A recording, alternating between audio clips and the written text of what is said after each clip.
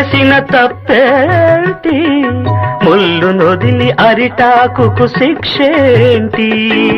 తప్పు నాది కాదంటే లోకం ఒప్పుతుందా? నిప్పులాంటి సీతనైన తప్పు చెప్పకుండా అది కథే కదా, మన కథ నిజం కాదా? అది కథే కదా, మన కథ నిజం కాదా? రా